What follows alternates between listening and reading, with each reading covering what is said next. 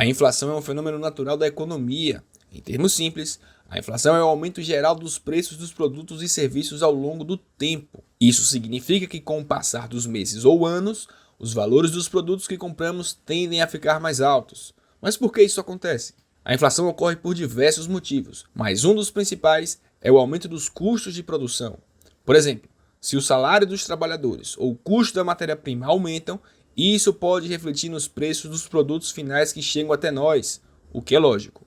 Mas a inflação pode ser ocasionada pelo aumento da demanda por produtos ou serviços, ou pela injeção de dinheiro dada pelo Banco Central de um país ao aplicar alguma medida política. É aí que entra o fator político na economia. Acontece que há algum tempo, países na América Latina passavam por uma crise de inflação inimaginável, causando diversos problemas como a perda do poder de compra dos cidadãos, redução de investimentos e, consequentemente, a estagnação econômica e a mudança cultural de toda uma geração que teve que lidar com essa situação. A seguir, vamos descobrir 5 graves hiperinflações na América Latina ao longo da sua história. A Venezuela enfrentou uma das maiores hiperinflações da história moderna, atingindo uma taxa anual de mais de 1.743%, resultando em uma grave crise econômica e humanitária. Para se ter uma ideia, a inflação da Venezuela em 2018 foi de inacreditáveis 130.060%. Fica completamente inviável realizar operações financeiras simples, como comprar um alimento no mercado, pois o dinheiro não vale quase nada, e até para precificar um bem se torna uma tarefa muito difícil. O início do caos começou em 2017, onde alguns indicadores já demonstravam o desastre que estava por vir. Na época, o déficit público superava 20% do PIB, o maior da América Latina.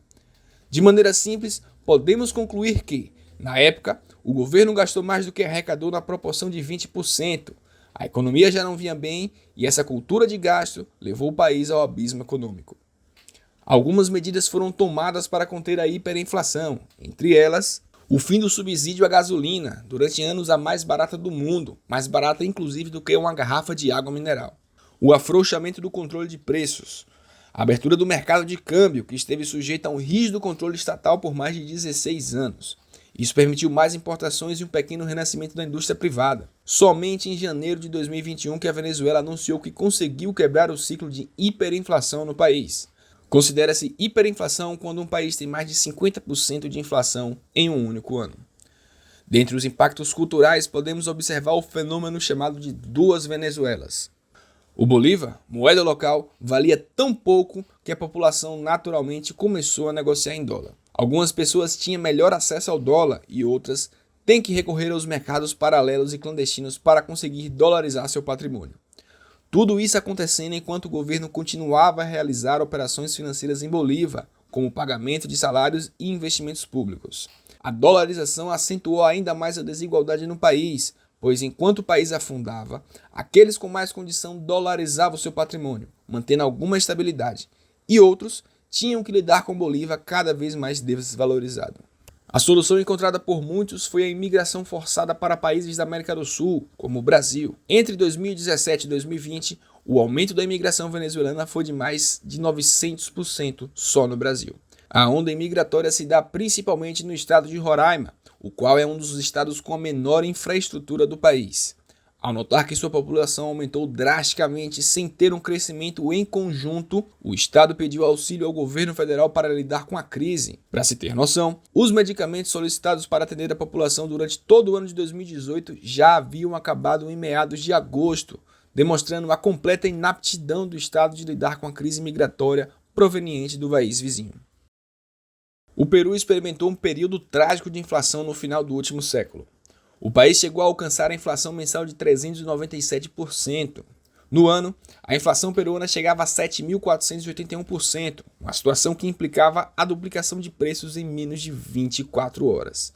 Na época, a situação foi combatida pelo polêmico líder Alberto Fujimori, que governou o país entre 1990 até os anos 2000, quando foi impeachmentado por corrupção e sentenciado por crimes contra a humanidade. O caos político e econômico no Peru era tão grande que uma figura como Fujimori logo se apossou do poder, jurando combater a crise. Suas medidas econômicas duras ficaram conhecidas como Fuji-Shock. Muitos historiadores e economistas reconhecem que parte dessas medidas foram cruciais para combater a crise, mas que a maior parte delas já era recomendada pelo FMI à América Latina por meio do Consenso de Washington, que eram 10 medidas para a América Latina ter uma economia saudável. Algumas das medidas adotadas pela Fuji-Shock foram: a revogação completa do controle de preços que existia na época, liberou o dólar permitindo a flutuação do câmbio, a privatização de empresas do setor público, os fins dos subsídios e a parada completa de impressão de dinheiro. Apesar de ter conseguido enfrentar a crise, a Fuji-Shock falhou com as medidas posteriores.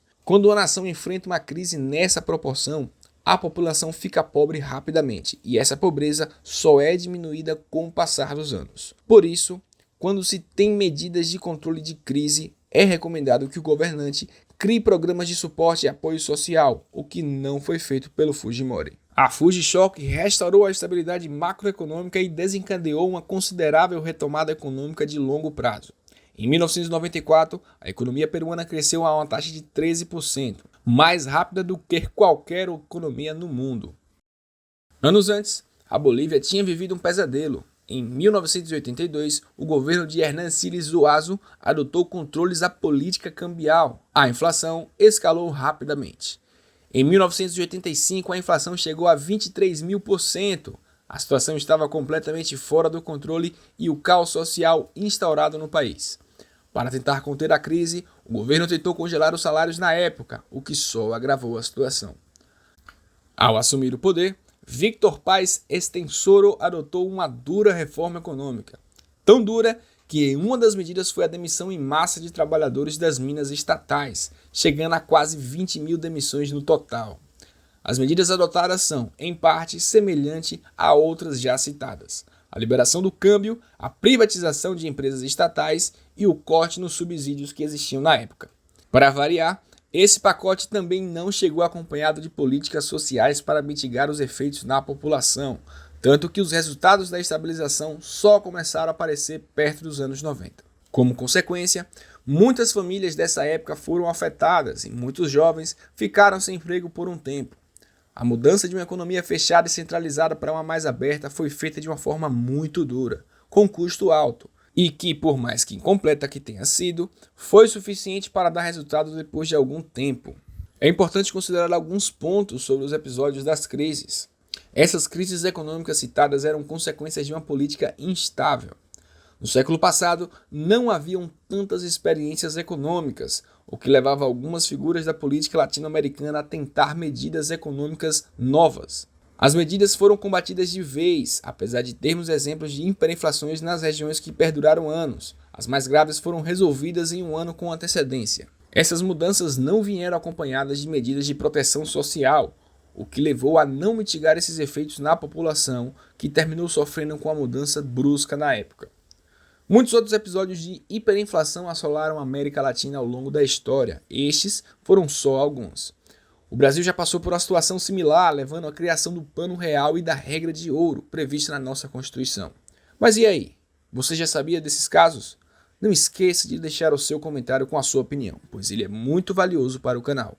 A todos, um grande abraço.